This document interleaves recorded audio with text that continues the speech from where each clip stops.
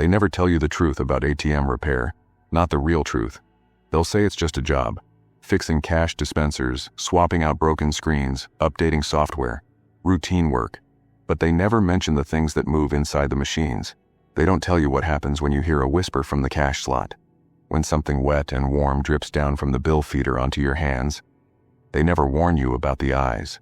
Those deep, black eyes that sometimes stare back at you from the depths of the machine when you open the vault. No one tells you about the screams. I took this job in Peoria thinking it was an easy gig.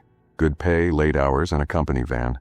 But on my first day, my supervisor, Dale, sat me down in a dimly lit break room, locked the door behind him, and slid a piece of paper across the table. "This ain't like other jobs," he said, voice low. "You want to live to collect that paycheck? Follow these rules." I thought he was joking. Then I read the paper. The 5 strange rules. Rule number 1. Never, under any circumstances, service an ATM between 3:13 a.m. and 3:33 a.m. If a machine goes down during this time, leave it. I don't care if corporate yells. I don't care if you get a call from the highest boss in the company. Ignore it. If you try to fix an ATM during this window, you won't make it out. Dale's face was serious, his fingers tapping anxiously against the table. "That's the time when they come out," he whispered. "We don't know what they are. We don't ask. We just don't work during that window. Ever." I wanted to ask who they were, but the look in Dale's eyes stopped me. Rule number 2. If you ever open an ATM and see more money inside than should be there, close it immediately and leave. Do not take any bills. Do not touch anything. You might be tempted. You might think it's a glitch, a bank error in your favor. It's not. That money isn't ours. It isn't even real. If you take even a single dollar, something will come looking for it, and it will take more than just the money back. Dale leaned forward, voice almost a growl. "You ever hear about Jared?" he asked. I shook my head. "Jared was a tech like you," Dale said. "One night he found extra cash in a machine, more than should be possible. We're talking stacks and stacks of crisp $100 bills. Thought he hit the jackpot." He exhaled through his nose. "That was 2 years ago. They found his body last month, crammed inside an ATM in an abandoned gas station. His bones were crushed, twisted like a damn pretzel. But the worst part? There were no signs of forced entry." I swallowed hard. Rule number 3. Sometimes the ATM screen will display a face.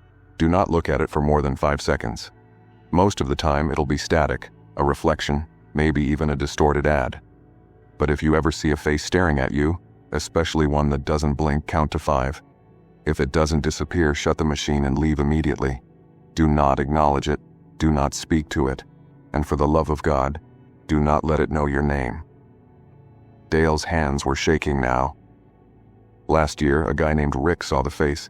He thought it was a prank, so he stared at it, stared for too long. I waited. Dale's voice dropped to barely a whisper. He started hearing his name in static, at home, at work, on the radio. Then, one night we got a call. He was found at his house, staring at his bedroom mirror. His face. Dale's throat clicked as he swallowed. It was missing, just gone. Skin smooth like wax. A shiver ran down my spine. Rule number 4. If you hear knocking from inside the ATM, leave. Do not open the machine, no matter what you hear next. Sometimes the knocking will be soft, like a trapped animal. Sometimes it will sound like a desperate person pounding for help. Do not fall for it. No one is inside the machine. If you ignore this rule, whatever is in there will make sure you take its place. I stared at Dale. "Are you serious?" He nodded. "We don't know what's inside. We don't want to know. But every tech who's opened the machine when they heard knocking? Gone." I felt sick. Rule number 5. Every Friday at midnight you must visit each ATM you've serviced that week and place a single quarter inside. It doesn't matter where. Drop it in the bill slot, the coin return, anywhere. Just make sure it's done. If you ever skip a week, you'll regret it. The last guy who ignored this rule, well, let's just say they found what was left of him stuffed inside an ATM that hadn't been serviced in months, and he wasn't alone in there. My blood ran cold. "What do you mean he wasn't alone?" Dale's face turned pale. "They found him in something else. Something curled up next to him inside the ATM. something that looked almost human. The room felt too small, too cold. I wanted to quit, walk out, never come back. But Dale leaned in, eyes dark and unblinking. "You think you can handle this job?" I hesitated. Then, like an idiot, I nodded. That was 6 months ago, and I followed every single rule, but tonight something went wrong. I knew it the moment I stepped out of the van. The air was heavy, thick like the weight of something unseen pressing down on me. The parking lot was empty, the only sound the distant hum of a flickering street lamp. I had done this 100 times before. Pull up to the ATM, check my tools, get in and get out. But as I stood there staring at the machine, a sickening unease curled in my stomach. I glanced at my watch. 2:47 a.m., not the danger window, not yet. Still, something felt off. The ATM stood against the wall of a deserted gas station, a single buzzing fluorescent light casting long shadows across the pavement. I had serviced this machine 2 nights ago, a simple software update. Nothing unusual. But now, the screen was glitching, flashing between static and some unreadable text. The call had come in an hour ago. Malfunction, error code 022, urgent repair needed. I wiped my hands on my pants, trying to shake the unease. Just another job. In and out. I knelt down, unlocking the front panel. The metal was freezing, almost unnaturally cold. As the latch clicked open, I braced myself for the usual. Loose wires, a jammed bill feeder, maybe a busted sensor. But as the panel swung open, my breath caught in my throat. There was too much money. Stacks of bills crammed into every available space, packed so tightly they pushed against the walls of the vault. Way more than should be there. My heart started pounding. Rule number 2. I swallowed hard, reaching for the panel to shut it, to seal whatever this was away. But as I did, a soft rustling sound came from deep within the machine. A movement, like something shifting under the piles of cash. I froze. Something was inside. A slow, deliberate breath. Not mine. The bills shifted again, sliding down as if something underneath them was adjusting, settling. I couldn't see what it was, and I didn't want to. I slammed the panel shut, twisting the lock so hard my knuckles turned white. My breathing was ragged, sharp. My mind screamed at me to get in the van, drive away, pretend I never saw anything. But then, the knocking started. Soft at first, a delicate tap, tap, tap against the inside of the machine. Not random, rhythmic, like a pattern, like someone knocking on a door waiting to be let out. Rule number 4. I stumbled back, nearly tripping over my own feet. The knocking grew louder, more insistent. It wasn't coming from the bill slot or the keypad, it was coming from deep inside the machine, behind the money, inside the vault. I turned to run. Then the knocking stopped. Silence. Heavy. Waiting. I stood there, heart hammering, afraid to move, afraid to breathe. Then from the machine's speaker a voice whispered, "Don't go." I bolted. My hands fumbled with the van's keys as I yanked open the door, throwing myself inside. The engine roared to life, the headlights flooding the empty lot with pale light. I jammed the van into reverse, tires screeching as I peeled away from the gas station, my breath coming in short, ragged gasps. The machine grew smaller in the rearview mirror, just a glowing screen in the darkness. And then, right before I turned the corner, I saw it. On the screen, where an error message had been flashing moments ago, a face was staring back at me. It wasn't mine. It wasn't anyone's. Its skin was stretched too tight, its mouth too wide, teeth bared in a frozen, unnatural grin, and its eyes, hollow, dark, endless, were watching me. Rule number 3. I tore my eyes away, forcing my gaze back to the road, my hands shaking on the wheel. 5 seconds. No more. The van rattled as I sped down the empty street, heart pounding so hard I could hear it in my ears. I forced deep breaths, tried to steady my nerves, tried to remind myself of the rules that had kept me alive this long. But then my phone rang. The dashboard screen lit up, the name flashing across it. Dale. I grabbed the phone with trembling hands. Dale. Something's wrong. The ATM, it... But the voice that answered wasn't Dale. You shouldn't have left. A choked gasp left my throat. The voice was slow, deliberate. But worse than that, it sounded just like me. My own voice, speaking back to me. The call cut off. I slammed the brakes, my tires screeching against the pavement. The van rocked to a stop in the middle of the road. My breath was coming in ragged gasps now, my skin slick with cold sweat. No. I looked at the phone, at the call log. There was no call, no record of the number. I swallowed, gripping the wheel so tightly my knuckles ached. I needed to think. I needed to get back to the shop to tell Dale. But as I sat there, gasping, trying to slow my heart, my gaze flickered up to the windshield. And something was watching me. A shape, just beyond the reach of the headlights, standing in the center of the empty road. Tall, unmoving. Its face. I couldn't see its face, but I knew. I knew if I looked too long, if I let my eyes linger for more than 5 seconds, I wouldn't be able to look away. I forced myself to shift into gear, my foot slamming the accelerator. The van lurched forward, tires squealing as I sped straight toward the figure. But as my headlights washed over it, there was nothing there. I didn't stop, didn't slow down.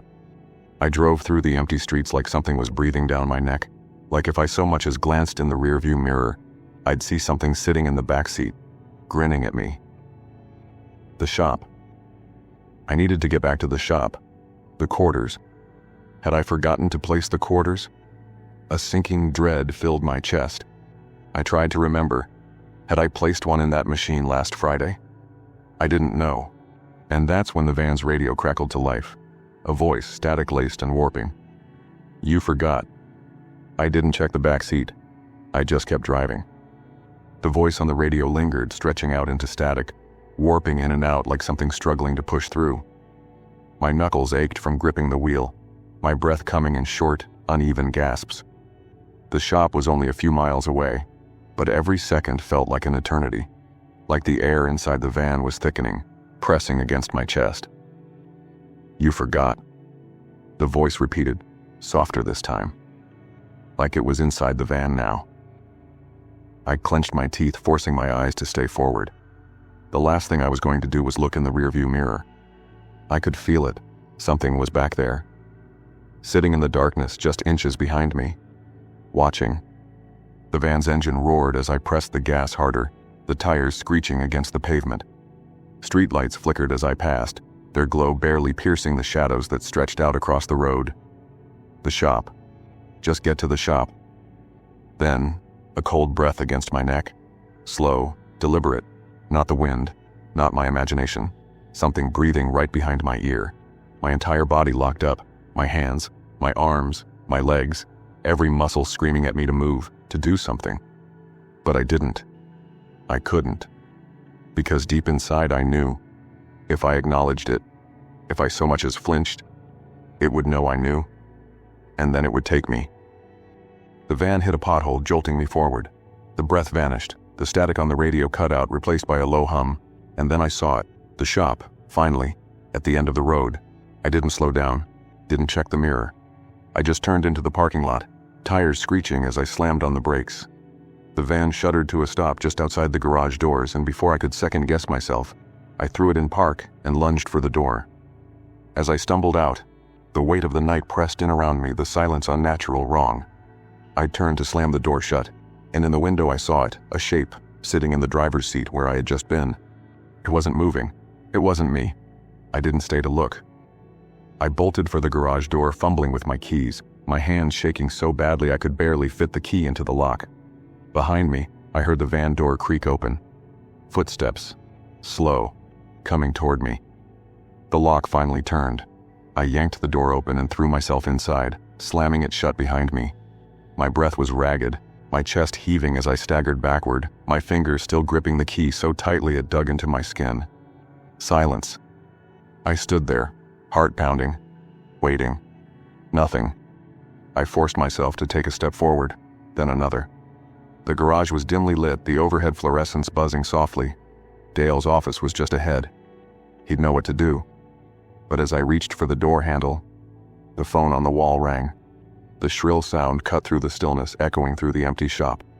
I swallowed hard, forcing myself to step toward it. The caller ID was blank. I picked up. Hello? For a second, nothing.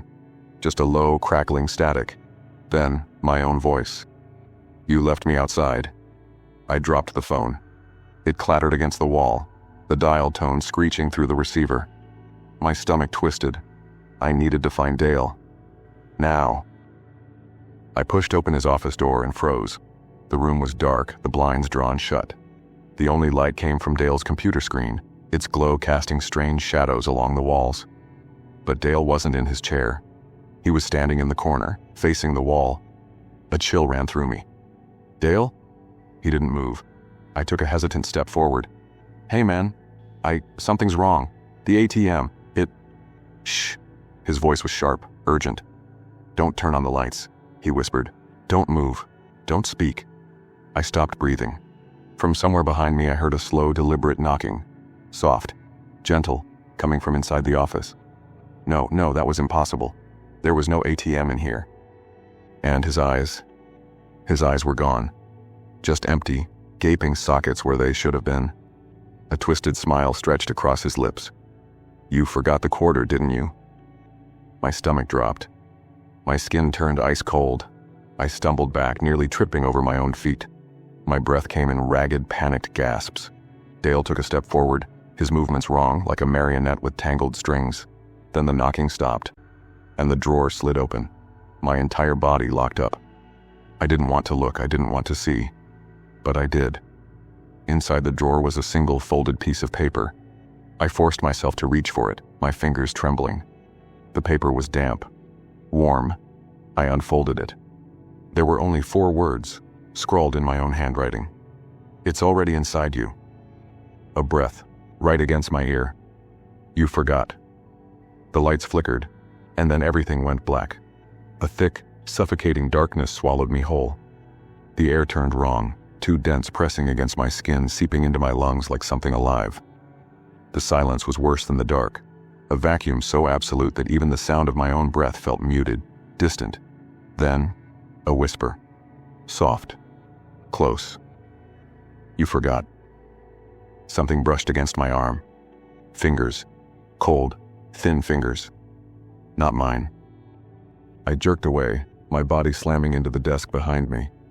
My breath came in shallow, rapid gasps as I clawed at the darkness, scrambling to find my footing. My pulse pounded so hard it felt like it was shaking my entire body. Then the lights flickered back on. For half a second I thought I was alone. The office looked the same. Dale's desk, the old filing cabinet, the cracked linoleum floor. But then, Dale moved. Not like a person, like a puppet. His limbs jerked unnaturally as he turned to face me, his empty eye sockets locked onto me. Where's the quarter? He asked. His voice was wrong, layered, like more than one person was speaking through him. I couldn't move. I couldn't speak.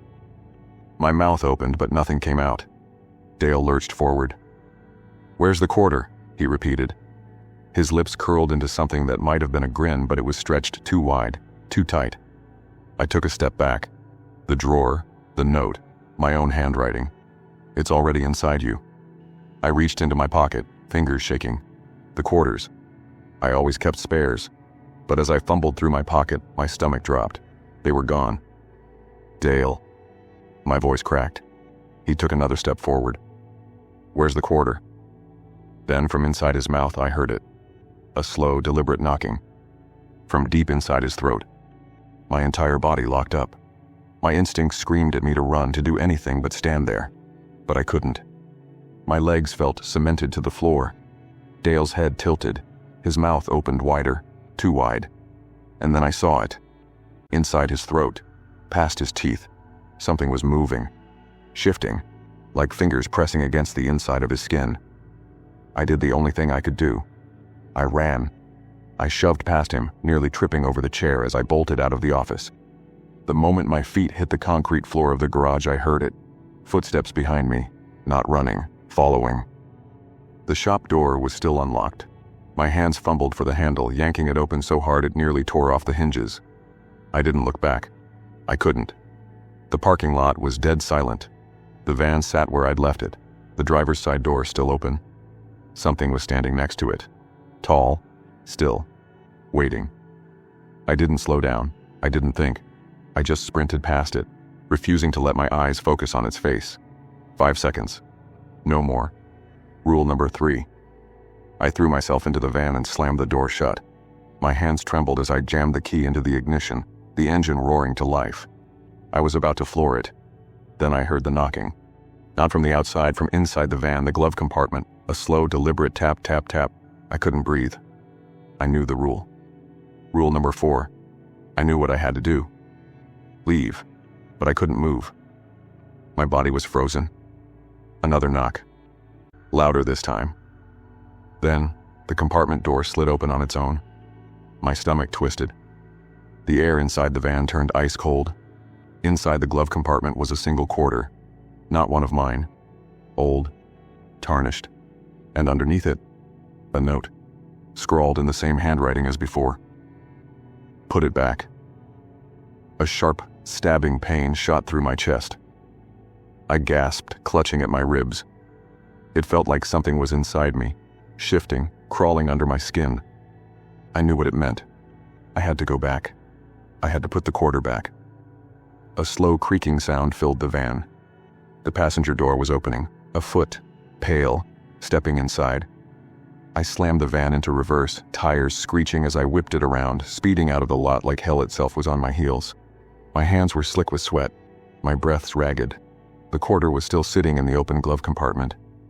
Waiting. I didn't have a choice. I had to put it back.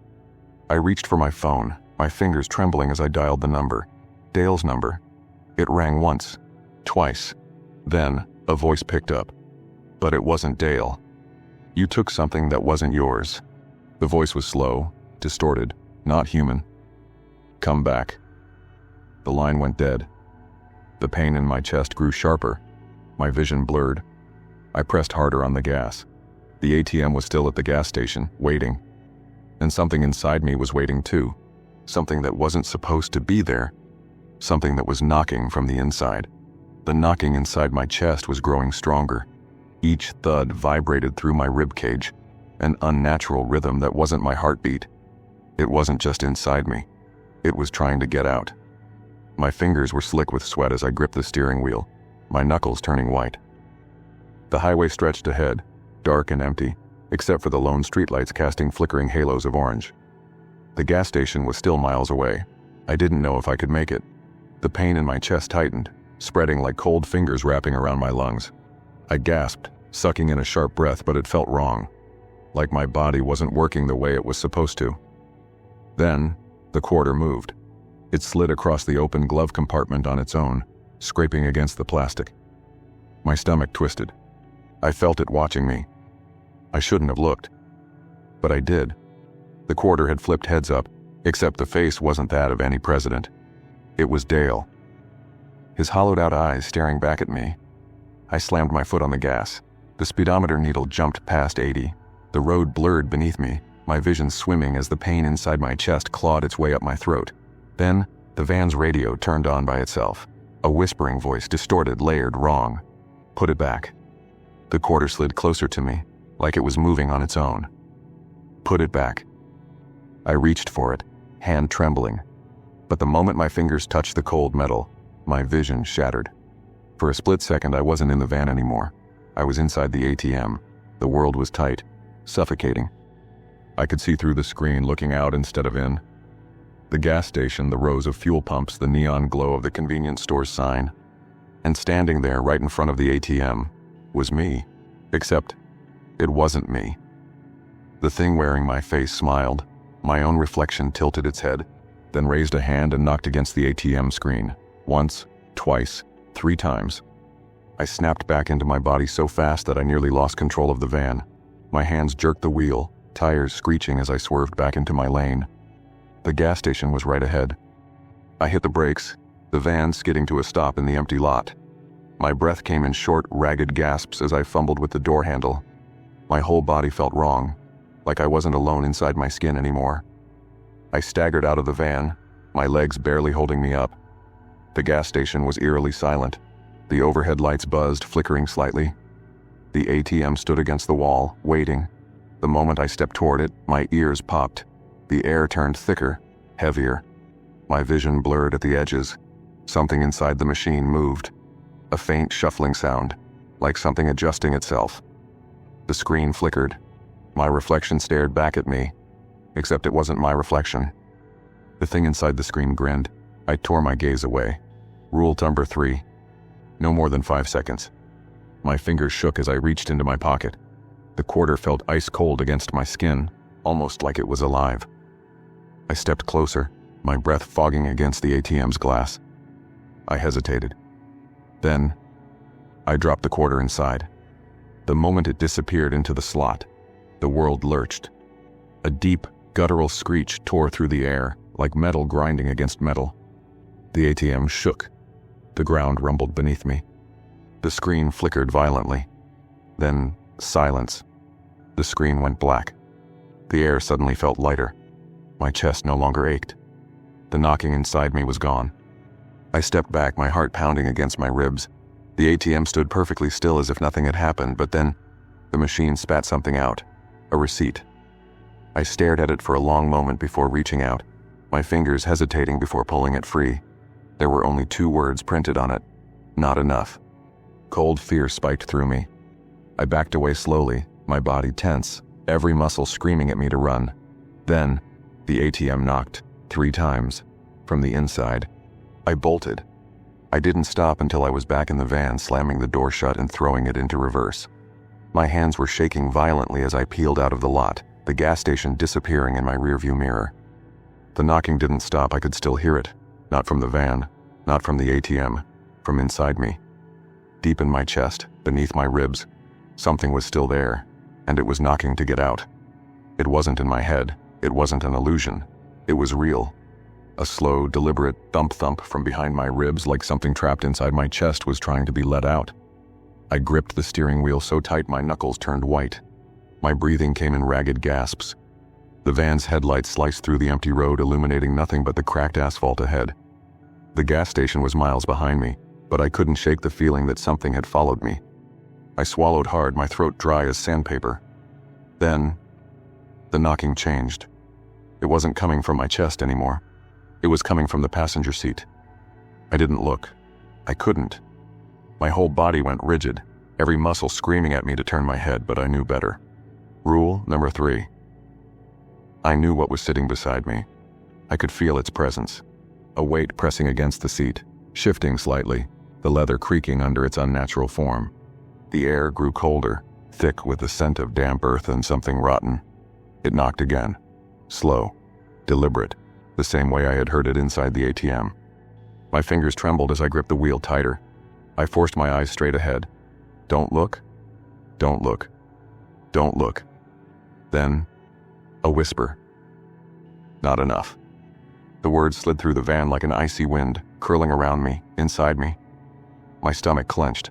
My heartbeat pounded against my skull. I slammed my foot on the gas. The van lurched forward, the engine growling as I sped down the road. The thing in the passenger seat didn't react. It just sat there, knocking, and whispering. Not enough. I pressed my lips together, swallowing the bile rising in my throat. Just keep driving. Don't acknowledge it. Don't let it know you can hear it. But then, it laughed, a slow, wet chuckle. I nearly lost control of the van. My hands jerked the wheel, and for a split second, the headlights caught something in the rearview mirror. I wish I hadn't seen it. The thing sitting next to me wasn't human. It had my face, but stretched, distorted. The mouth was too wide, the skin too pale, too thin. Black veins ran beneath its translucent flesh. Its eyes were hollow, empty sockets that seemed to suck in the light. It grinned at me, and its lips moved. Not enough. Then it lunged. I swerved violently, the van skidding across the road. My body slammed against the door, pain exploding through my shoulder. The tires screeched against the pavement. I fought to regain control, my vision blurring. Then, silence. I was alone. The passenger seat was empty. The knocking was gone. The whispering had stopped. But I wasn't relieved, because when I looked down, the quarter was back in my hand. I nearly veered off the road again. My pulse roared in my ears. I had dropped it into the ATM. I had done everything right. So why was it back? I slammed on the brakes, pulling onto the side of the road. My hands were shaking so violently I could barely keep my grip on the quarter. It was warm, like it had been held by someone else. My breath came in shallow gasps. The van's headlights illuminated the empty road ahead. The silence pressed in, thick and suffocating. I had to fix this. I had to put it back. But how? The gas station was miles behind me, and there was no way in hell I was going back there. Then I remembered. There was another ATM. A bank, just a few miles ahead. One I had serviced earlier this week. I clenched my jaw, shoved the quarter into my pocket, and slammed my foot on the gas. The van lurched forward. I sped through the darkness, my mind racing. What had I done wrong? I had followed the rules. I had done exactly what Dale told me to. So why was I still being hunted? The bank loomed ahead, its parking lot empty, the lights inside dim. The ATM sat against the far wall, its screen glowing faintly. I pulled in, my heart hammering against my ribs. The moment I stepped out of the van, the air changed. It was wrong. Too still, too quiet. The kind of silence that felt alive. I forced myself forward, every step feeling like I was wading through something thick and unseen. The ATM hummed softly. The screen flickered. I reached into my pocket, fingers closing around the quarter. It was hot now, burning. I ignored the pain and raised my hand. Then, the ATM screen changed. It wasn't blank anymore. It was showing me something, a video feed, of my van. I froze. The footage was grainy, the angle distorted, but it was real. It was live. I could see myself standing at the ATM, staring at the screen. Then, the van's driver's side door opened. On the screen, a figure stepped out. My stomach dropped. It was me. But it wasn't. The thing that crawled out of the van moved wrong. Its arms bent at impossible angles.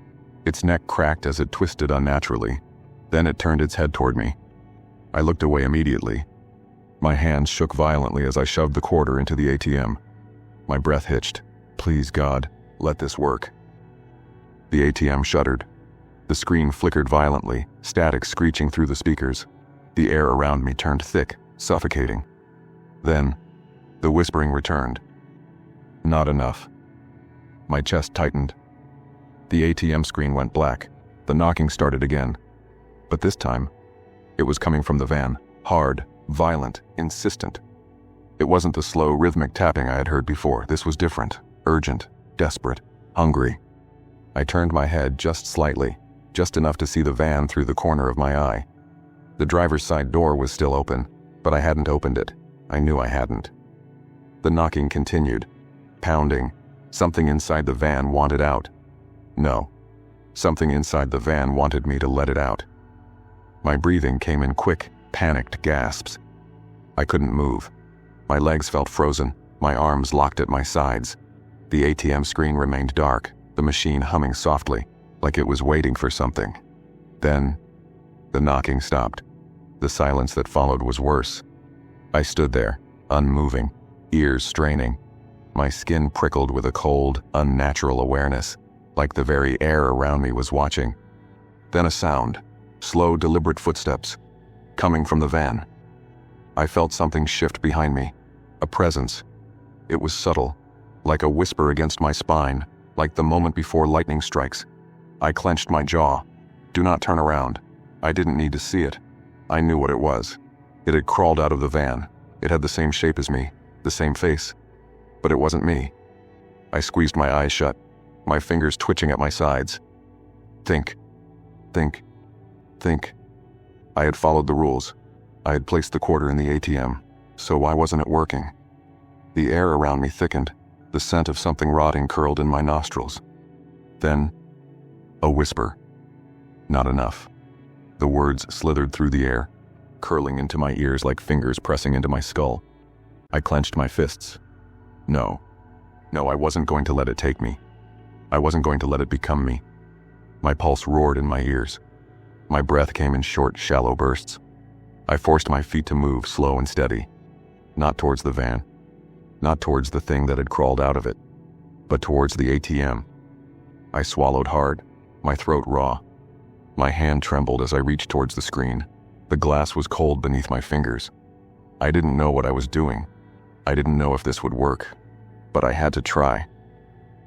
I pressed my palm against the screen. For a moment, nothing happened. Then, the screen flickered. Light burst from the ATM, bright and blinding. The machine shuddered. its internal mechanisms whirring violently, as if it was alive. A sharp metallic screech tore through the air. I stumbled back, my ears ringing. Then suddenly, a second quarter fell from the ATM slot. I froze. What? I stared at it. The small, dull coin lay there, motionless. Another quarter? But that wasn't part of the rules.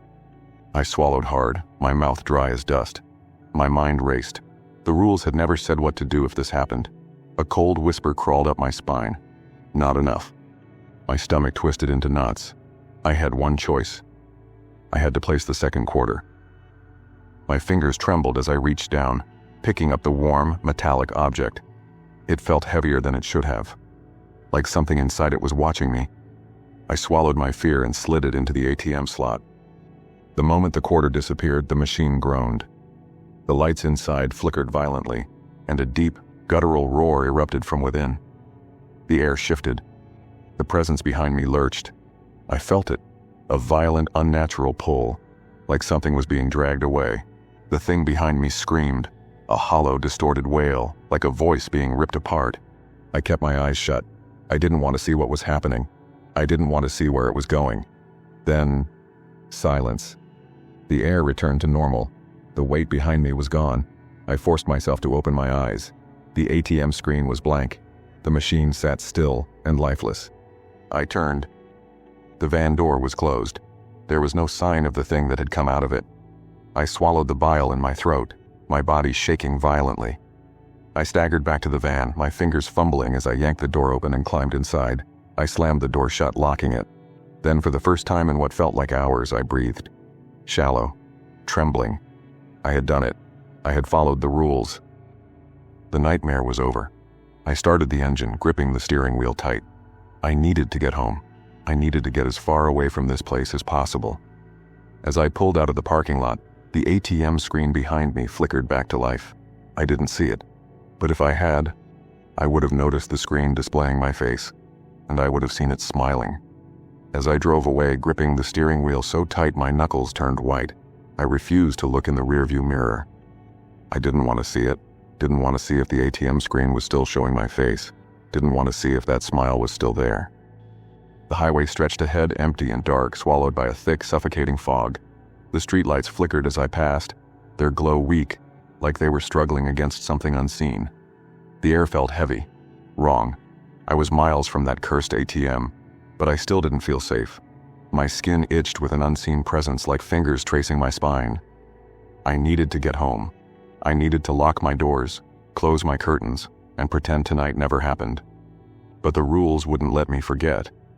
There was still one left to follow. Rule number 5. Every Friday at midnight you must visit each ATM you've serviced that week and place a single quarter inside. My stomach twisted into knots. I had done it. I had placed my quarter. But tonight, for the first time, the machine had given one back. That had never happened before. And whatever had crawled out of my van, whatever had worn my face, had whispered something before it was dragged away. Not enough. The words curled in my head like a disease, sinking deeper into my bones. I forced my thoughts away from it. Just focus on getting home. Just focus on making it through the night.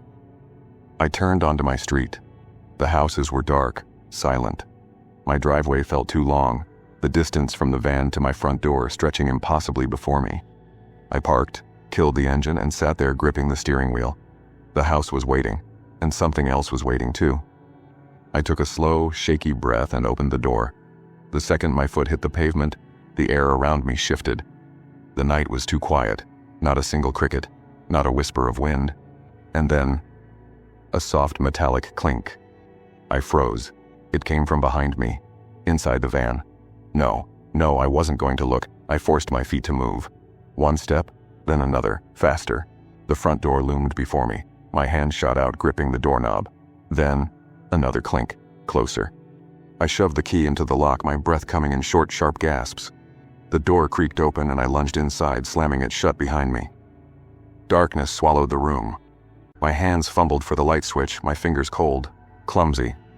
The bulb flickered weakly, then died. No, not now. My breath hitched in my throat. The silence pressed against me like a weight, thick and unnatural. Then, another clink. Inside the house. I didn't move, didn't breathe. I could feel it. Something was here, not outside, not in the van, inside, with me. I reached into my pocket, my fingers curling around the cold metal of a quarter. The machine had given one back. Had I made a mistake? Was this my punishment? I took a slow step forward, my socks whispering against the wooden floor. The hallway stretched into darkness. My bedroom was just ahead, if I could make it there. If I could just shut the door, clink, right behind me. I lunged forward, my foot catching on something small, something round. I crashed to the floor, my hands slamming against the wood. The quarter. My heart roared in my ears as I scrambled up, kicking it away. It rolled, disappearing into the darkness. Then, a whisper.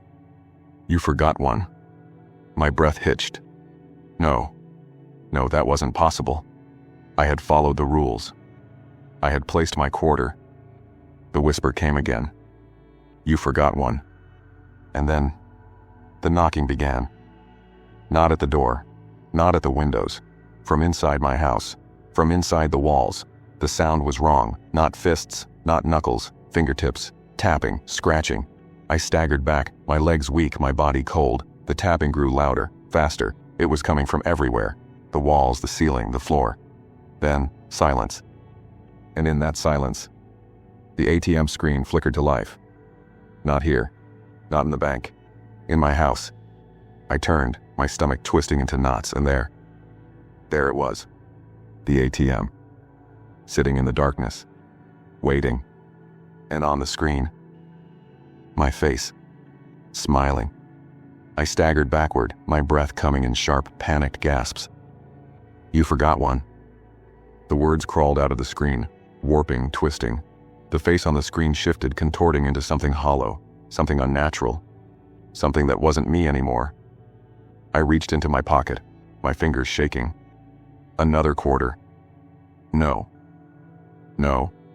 I had already given my quarter. This wasn't right. I turned to run, but the floor was gone. The walls melted into blackness. The house wasn't a house anymore. The ATM wasn't an ATM anymore.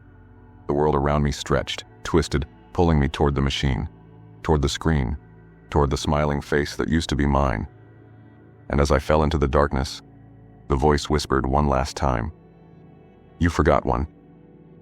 The darkness swallowed me whole, stretching endlessly in every direction. The voice still echoed, curling around me like smoke. "You forgot one." The words pulsed inside my skull, burning, twisting. I reached out, clawing at the nothingness, but my hands found nothing, just an empty void pulling me deeper, deeper. Then, I landed, hard. My knees slammed into something solid. The impact sent a sharp jolt up my spine, rattling my teeth. The air rushed out of my lungs, leaving me gasping. I was on a floor. Cold. Smooth. Tile? No. Marble. I lifted my head, my breath shaking, and froze. I was back at the bank. No. Not the bank. Something was wrong. The layout was the same, but the walls stretched too high, disappearing into a ceiling I couldn't see. The fluorescent lights hummed above me, casting an unnatural glow. The counters were lined up perfectly, but the chairs were missing. The air was thick with the scent of old coins, rust, and something rotten. And then, I saw the ATMs, lined up against the far wall. 5 of them. But they weren't normal. Their screens flickered, distorted, warped. Each one showed a face, not random faces. Mine. My stomach twisted into a knot. I pushed myself to my feet, legs trembling, my breath coming in shallow gasps. The faces on the screens weren't still. They were moving, changing. One was laughing, a wide, unnatural grin stretching across its face, teeth too sharp, eyes too empty. Another was screaming, mouth open, endless, like it had been frozen mid-howl. The third one wept, silent, shaking sobs that made the screen flicker with every tremor. The fourth was speaking, its lips forming words I couldn't hear. And the last was looking directly at me, expressionless, waiting. I took a shaky step forward. The moment my foot touched the floor, the room shifted, the walls breathed, the air hummed. And then, the knocking began. Soft at first, fingertips against glass, then louder, harder, coming from inside the ATMs. I staggered back, my pulse pounding. Rule number 4.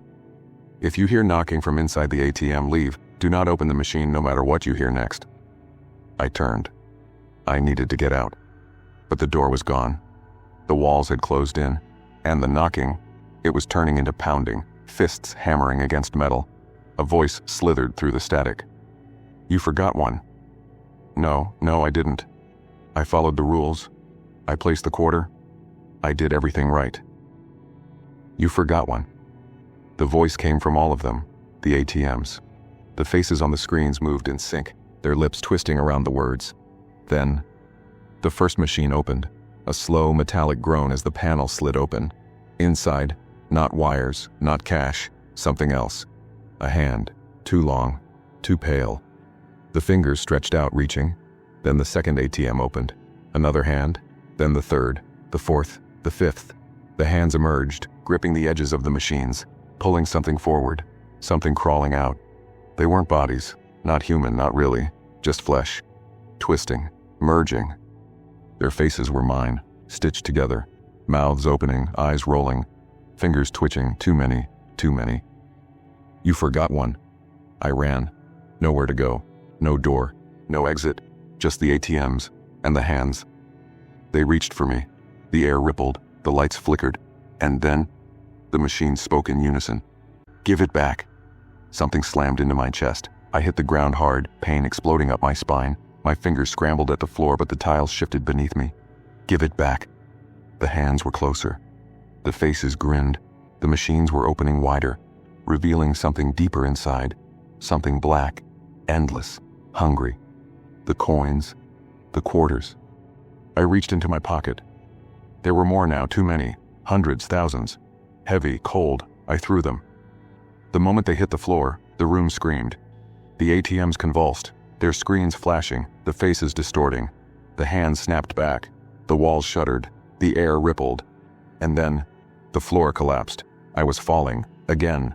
The world spun around me, pulling me down, down, down. And before the darkness swallowed me whole, I heard it again. A whisper. Closer now. One more. The whisper echoed in my mind. One more. As the abyss swallowed me whole. The air was thick, suffocating, pressing against my chest like unseen hands.